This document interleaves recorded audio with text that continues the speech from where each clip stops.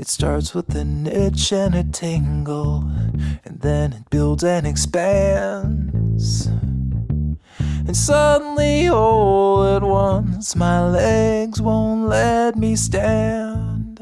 I scratch till my fingers go numb. Hello there, and welcome to this episode of Suicide Sucks.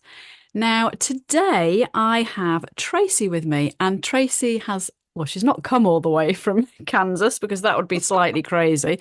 But yeah, we are branching out overseas. We're international again, and it's great to have you here. So thank you for coming, Traci.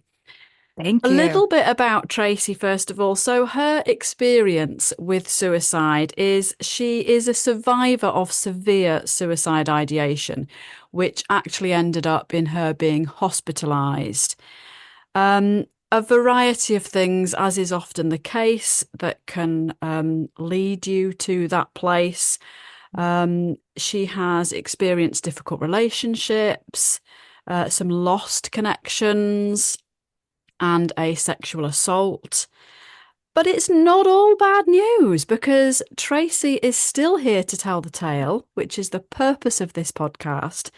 And she's now making purpose out of being rock bottom and is now a speaker and a life coach. And she also, in her spare time, whenever that may be, runs the runs the Semicolon Society support group on Facebook. So, as ever on this podcast, the title gives it away, really. We're going to dive straight in, and I'm going to ask Traci to tell us about her darkest days. So I remember clearly the kind of the catalyst that projected me to be like, okay, we're going to have to seek some serious help or we're just going to follow through on this plan. And it was in December, it was December 8th of 2022. And I decided to send a text message to my best friend who we had kind of parted ways, taken a break from our friendship and everything. And I sent her a text and foolishly hoping, like, oh, maybe this will kind of start a reconnection, let's see what happens. And she responded with a simple, like, thank you. And there was, yeah, there was no invitation to go beyond that. And I remember we were about to go on a walk at work, and I showed it to my coworker, and I was like, well, that's kind of confirmation. He's like, I'm so sorry. And I knew at that point, I was like, okay, I'm done. Like, nobody cares. I don't matter. I don't know what to do at this point. And like you said, I mean, that's kind of the last straw, but there were so many things leading up to that point. And 2022 was just a year of things coming at me so fast that I never had time to process through them fully before something else would happen. I was diagnosed with autism in March of 2022, and then the defamation case brought against me by my assaulter was dismissed, thankfully, with the caveat that he could bring the suit in state rather than at the federal level. So there was still well, you might have to dish out more money to defend your case in the state level. So just be aware of that. And then I graduated with my global MBA, which was great. But then it was kind of like oh, well, what now? I've spent the last 4 years studying and building up to this point. Now it's like, okay, what do I do with myself? And then on a vacation to celebrate with my mom, my ex, now ex, broke up with me via text on our last day in California. Oh, Very like he said, see you next Tuesday word in there, saying these horrible things. I'm blindsided by this, right? And then, you know, at work, we had a cybersecurity incident. So my routine there was shaken up to where it's like, okay, how are we doing business? What are we doing? One of my other best friends lost her mom to COVID. So I did a, surprise trip out to Colorado to be with her for a week. I caught COVID in October. And then my mom caught it. She had knee replacement surgery. I was trying to help her. She's thinking she's dying, I mean, COVID was horrible. And then, yeah, that friendship loss and that, sense of disconnecting from this person who, like, she was my person. Like, she was just, we vibed so well. And it was just like all of that was my brain just shut down and was like, we're done. We've got a plan. And luckily there was just an alarm left in my head to be like, no, this isn't quite right. We really need to go see somebody. We need to go to the hospital, take a drastic measure, whatever it is.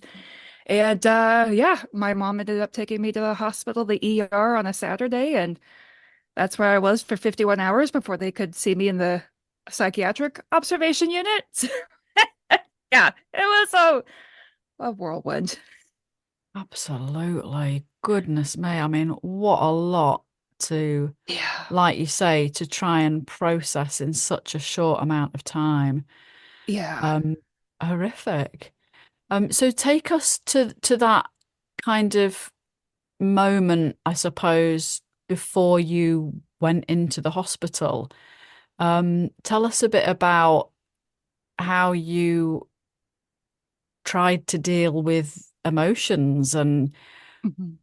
who you, well, did you reach out to anyone?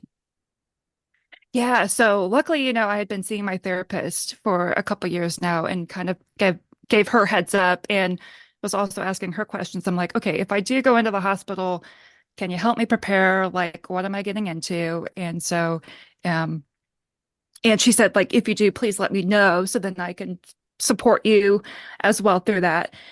And I also reached out to a friend who had been hospitalized several years ago, and just to kind of get a rundown from her. That's what I thank my autism for. It's a great way to dig into things, get all the information you can to be better prepared, And so I'm asking all these questions. I'm like, okay, I can wrap my head around this. I think I can do this. I think this will be the better option rather than, following through with my plan.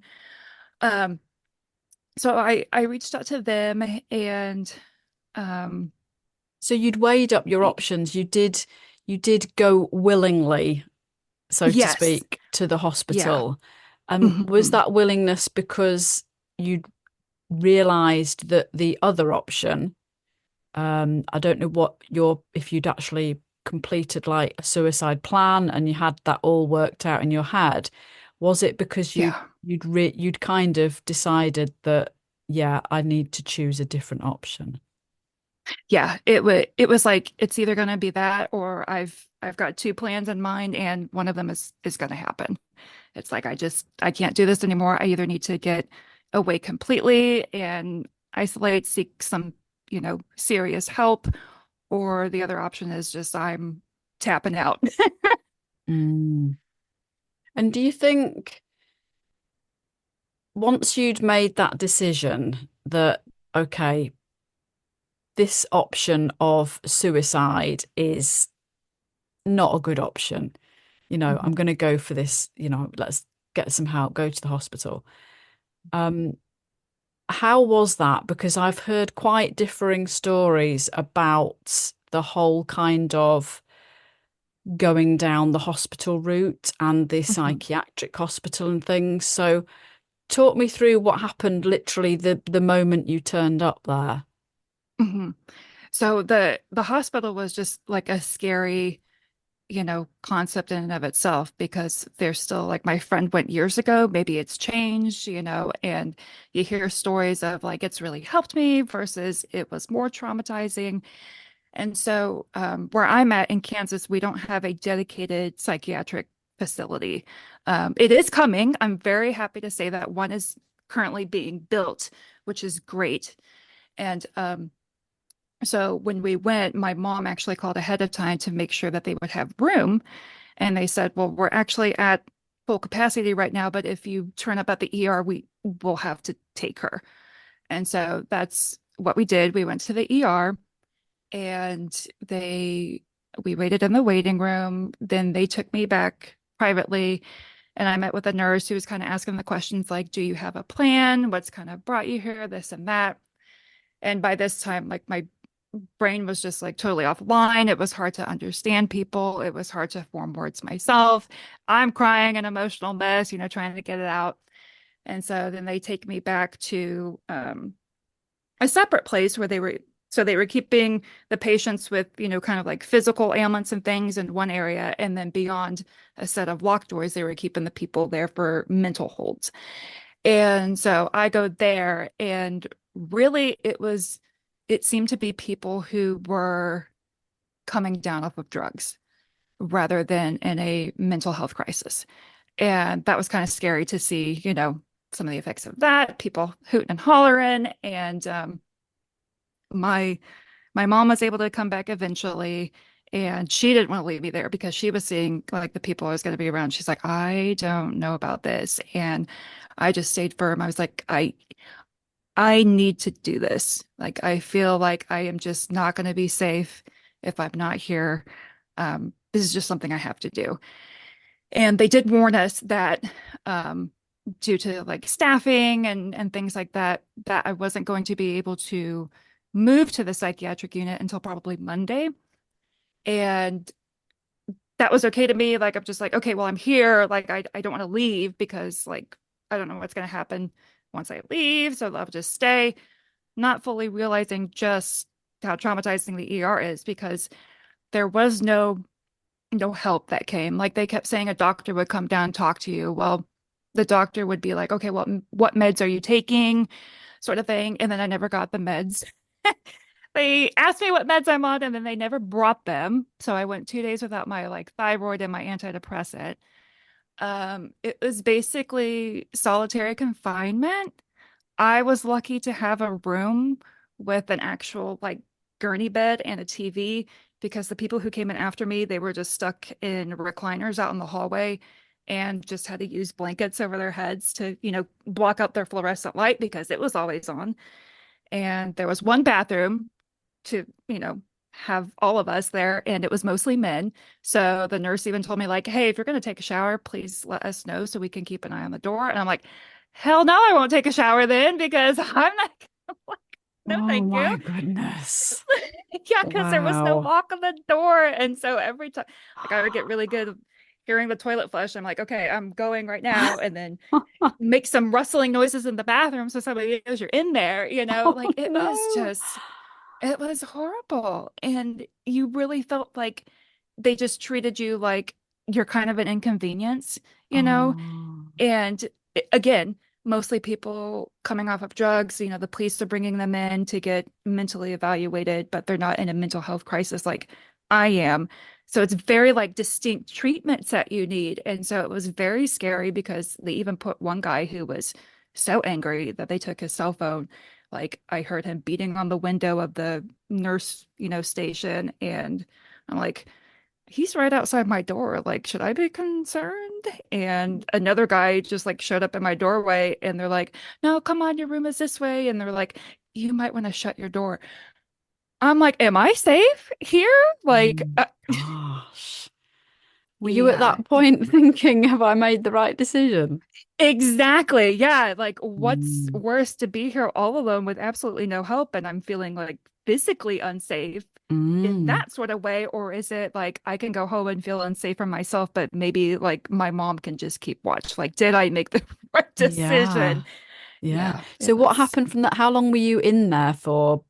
And it was what? about 51 hours. They didn't get me up until like Monday evening around 5 o'clock.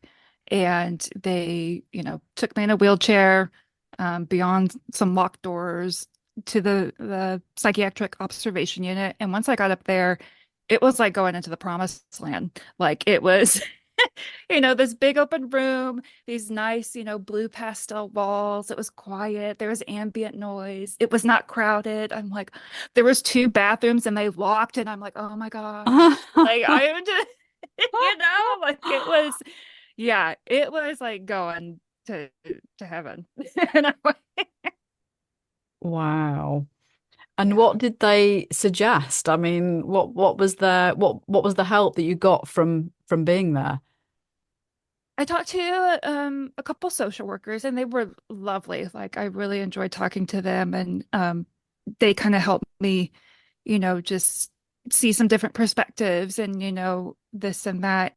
By the time I got there, I'd kind of done all my own therapy in the ER, because I had nothing to do but be forced to feel all my feelings and let it out and cry and just, you know, and seeing my mom as well, just how like devastated she was to learn like I was that close to being gone. And I was like, okay, if I'm not living for myself, then I at least need to be around for her, sort of thing. And I'm like, okay, that's one thing. What's another thing? And so by the time that I got up to the observation unit, I was like, okay, I am ready to try this again. I'm feeling more safe with myself that, you know, we're going to have to make some changes. I'm not sure what that's going to be, but I'm feeling like I can go home and we can figure this out. Yeah, and I think maybe sometimes you just need that like stark almost shock as to Yeah.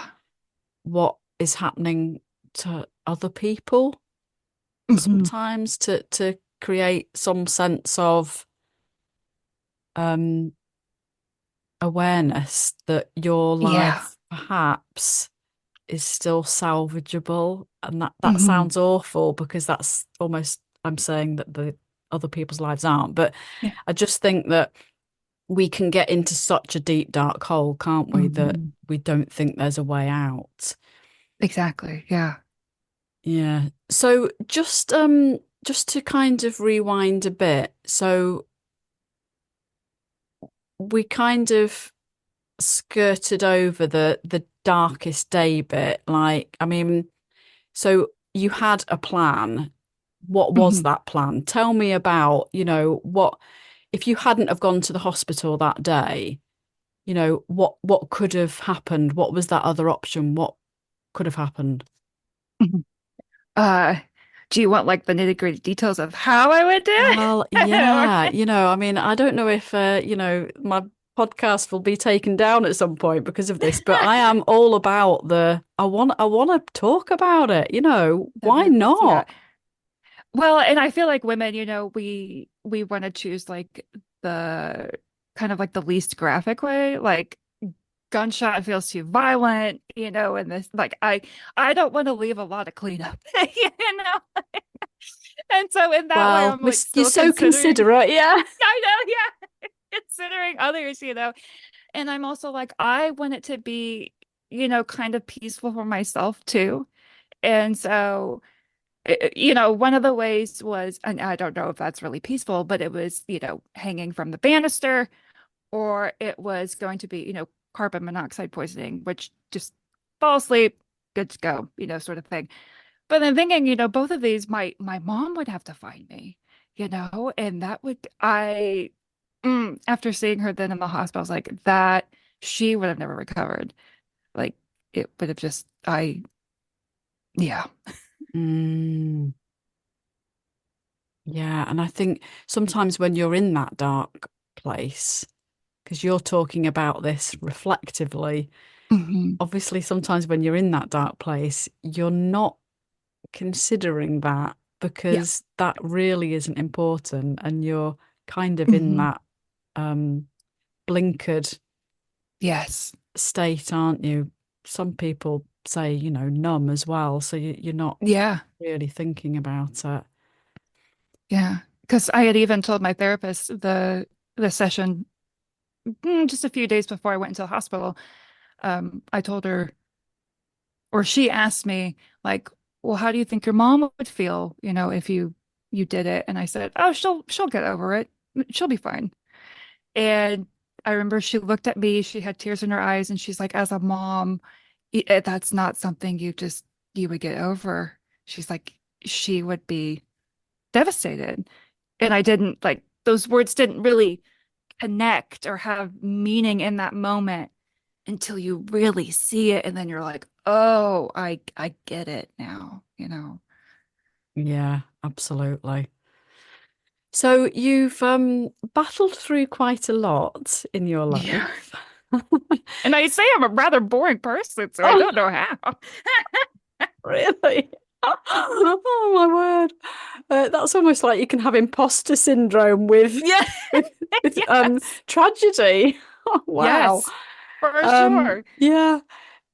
So do you have you just parked all that now, or do you still, because it's a whole thing, isn't it, about the past and the future?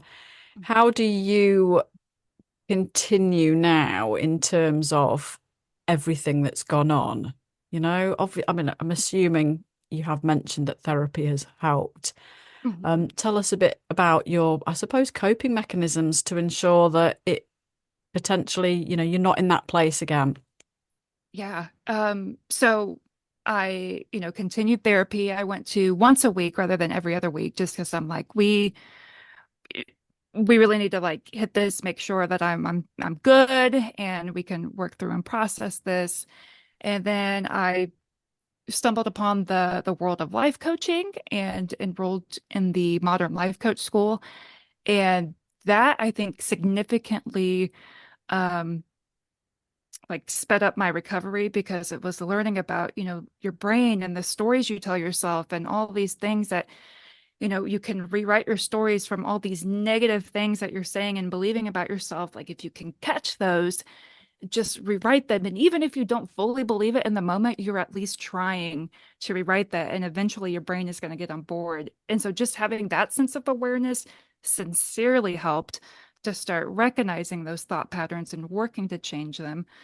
Um, I had an invitation from my dad last July around this time to attend a church, and I hadn't stepped foot in church in a long time. I had, you know, dismissed God, religion, all that stuff. I'm like, I don't know. But it was like, okay, I'm in recovery and we are trying new things. So let's be open-minded. And I accepted the invitation and I'm like, I'm not expecting anything, but that message ended up being exactly what I needed to hear. And so I'm like, okay, maybe we can. And since then, I've been attending. I have found some really wonderful people who have just accepted me and loved me. And, that I eventually got baptized this year. And even though I'm still working, through past religious trauma, it's still like I've I found that inner peace that I recognized in the hospital that came. And I would joke that I had a come to Jesus moment in the ER, not realizing that, oh, I guess I kind of did. Like, and it's just, yeah, kind of building up your self-awareness in a community of people who you can turn to, in those moments. And I do still think about my hospitalization and being that low each day because it's still a, a very big fear of mine of getting back to that place. And yeah, it's hard to deal with sometimes. Mm. I think you've touched on two things there that are something I hear a lot about: having something positive that you can focus on. So Mhm. what was it called again? The world of life coaching, was it? What was it called? The Modern Life Coach The School. modern life coach school. So, Mhm. so having that, obviously, that focus, Yeah. it kind of distracts you almost, I Hmm. suppose, doesn't it? And Yeah. then the second thing is like that community spirit Hmm. that you get with um, being, attending a church. Um, it doesn't have to be a church, does it? It can be, No. in my eyes, a Facebook group, whatever, wherever you get Yes. that sense of belonging and community where people potentially understand Hmm. you is a real positive, isn't it? Yes, for sure. Mm. Yeah. Tell me now a little bit about your life now, Tracy. Now, what's come out of all of this, and what are you up to? Mhm. So the, life coaching has really helped me find purpose in that dark moment because I'm like, I want to help others to get a better relationship with their emotions. So hopefully preemptively we catch it before you get to that low point of hospitalization or if thinking you want to not be on this earth anymore. And really just about loving yourself, accepting yourself. And that can also lead to, the connections you make with other people. You can find wonderful connections once you actually start looking at yourself. Um, So I started the coaching business and hope to get some clients. And then I've also had some speaking gigs here locally to just kind of get that word out and, using a little coaching techniques to, help teach them. Like if you can start, catching the stories that you tell yourself, that's a huge step. And you can take that anywhere with you, it doesn't have to be this giant life change. It can just be, daily little things that you notice. So yeah, I have, grand visions of speaking at conferences or, podcasts to just get the word out of hope and what's possible. Yeah, I mean, what a brilliant message. And that is what it's all about, isn't it? It is about Mhm. talking about these things. And, Yes. so many people shy away from it. And, Hmm. I say it every time, but that is the purpose of the podcast. I've called it Suicide Sucks so that there's no mistake. Yeah. You can't get away from it. Which I And love. do you?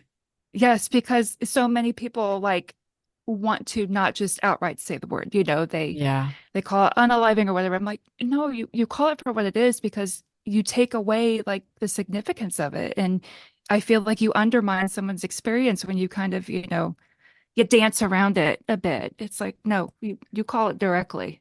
So there's no question. Yeah, I totally agree. And if it makes somebody feel uncomfortable, then they need to deal with that and just Yeah. accept that, we do need to talk about these things. Mhm. Otherwise, nobody ever gets anywhere. And one of my big things that I do try and push is that, for example, if somebody had said to you, a friend or colleague or even your mum had said, are you feeling suicidal? Do Mhm. you have a plan? Yeah. Then immediately it lifts that awkwardness of being able to talk about it.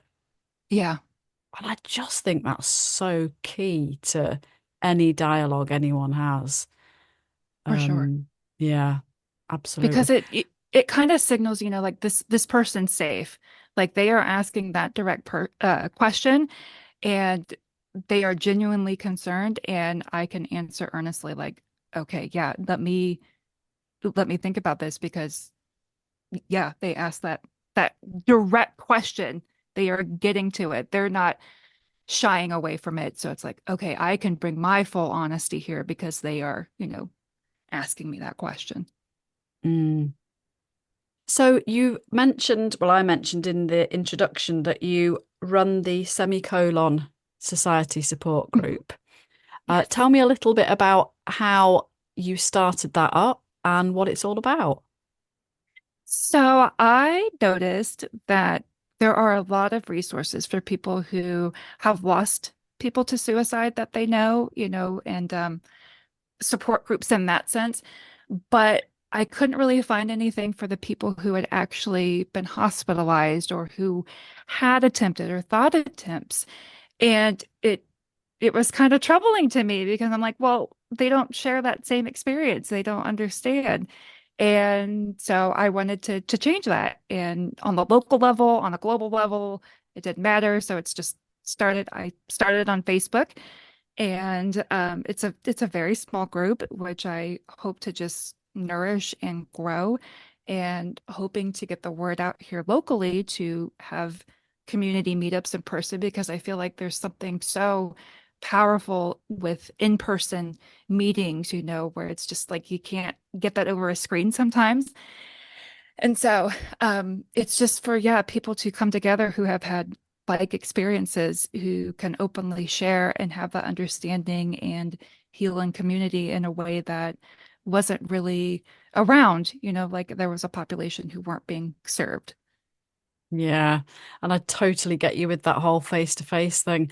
I mean, doing these on Zoom is a whole new thing because, I like to be in my camper van, face to face. We put the kettle on, we have a chat, and Oh, it's just got a different feel to it, yes, that and sounds so lovely. it's brilliant when it happens, but it can be restrictive if I say, right, it's only happening in the camper van, because Yeah. there's a lot more stories to be told, and I can't I Mhm. can't drive it all the way to Yeah. America. So here we are. Yeah. So have you got any final, I don't know, like I tend to ask people when you were in those moments, Mhm. what could people have done that are around you, be it friends, colleagues, whatever?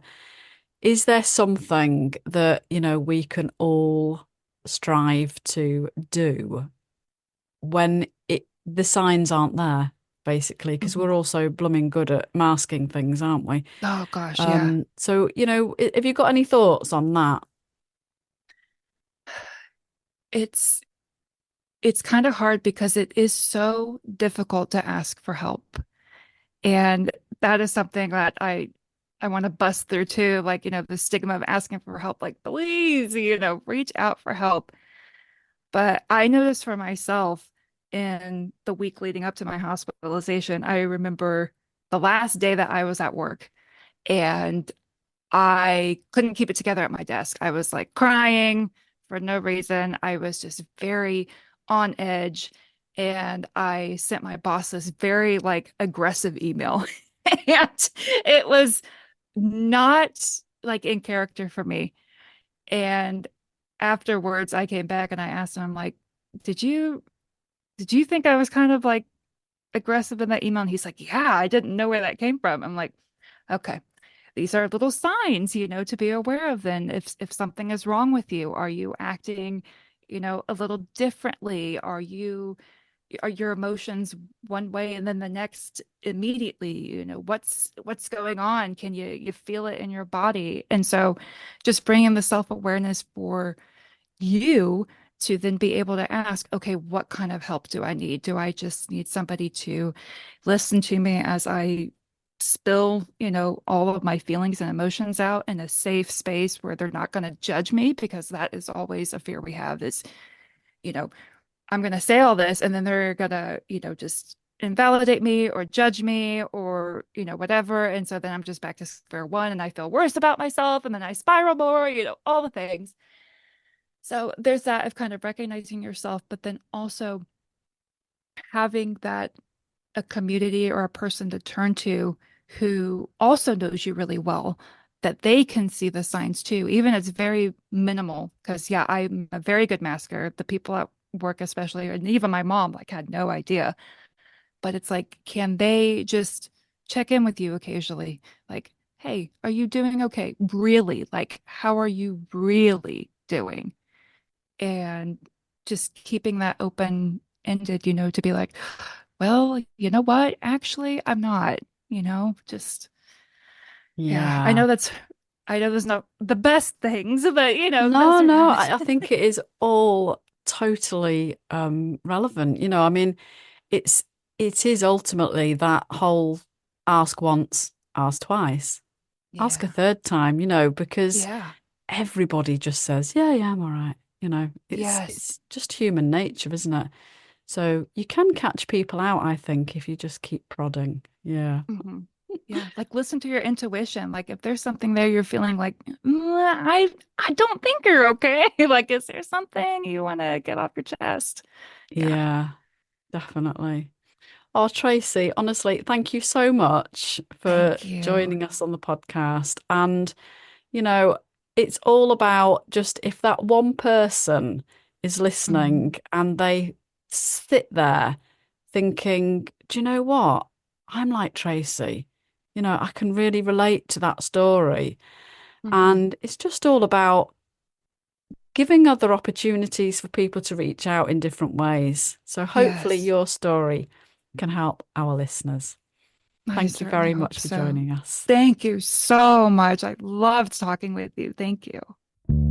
It starts with an itch and a tingle, and then it builds and expands. And suddenly, all at once, my legs won't let me stand. I scratch till my fingers go numb.